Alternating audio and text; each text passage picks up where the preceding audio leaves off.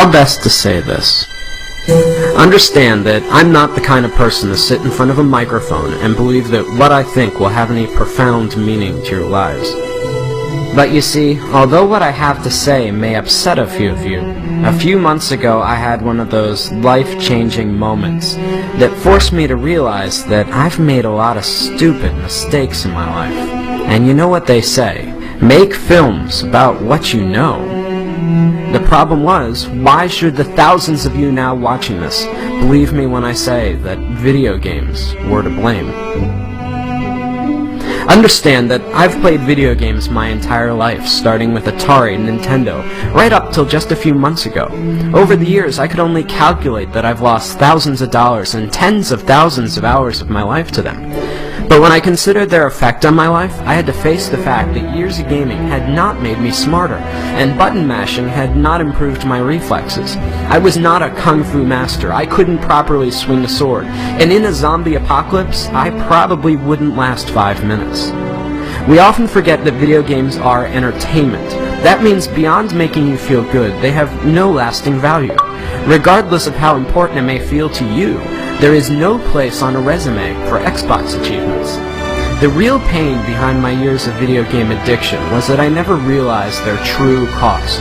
Sure, it was just a few hours here or there, but over 3 decades, I'm not just sickened now by the amount of my life I've spent, but more so by all the important stuff that I willingly pushed aside to make time for games. For the sake of entertainment, I was willing to give up sleep, health, and ambition. For what?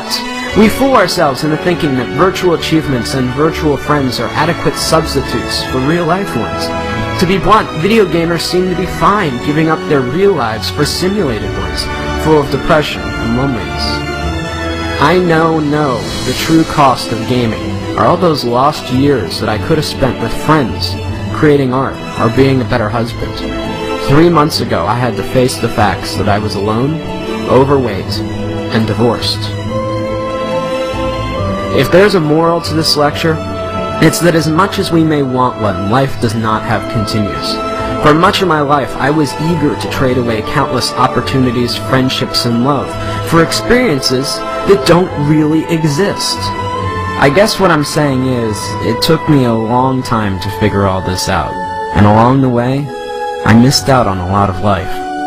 At the risk of sounding like an after-school special, don't allow something as stupid as video games consume the best years of your life at the expense of all the greatness you could achieve. Consider this my promise. That's a mistake I don't plan to make again.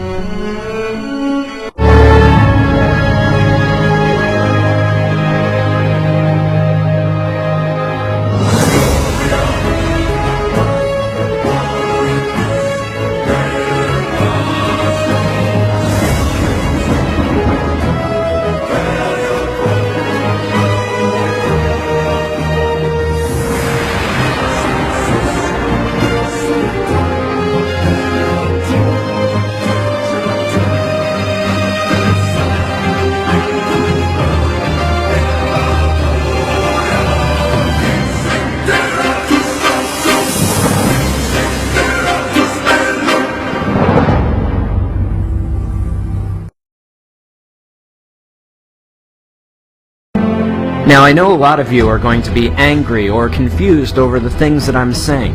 Call me whatever names you like, pretentious or not. Understand that while I don't hate video games or the people that make them, I'm still worried about their overwhelming negative effects that they've had on my generation. But halfway through animating this film, I came across a documentary about the Penny Arcade convention, and that's when it hit me. Healthy gamers do not dwell away on the games, but instead embrace the community. While there may not be value in the games themselves, anything that brings people together and builds communities that embrace who you really are can't be half bad. As I scan through the images of very different people, all united by a common interest, it gives me hope that something good may still come out of all this. We are the first generation forced to find a balance between letting technology improve our lives or risk allowing it to dominate us. In reality, does Warcraft or Facebook improve your social life? or are you sitting at home, alone? Either way, the only thing I know is that I'll never find out sitting alone in front of my TV, and neither will you. Whatever you choose, remember, in this game, you only get one life.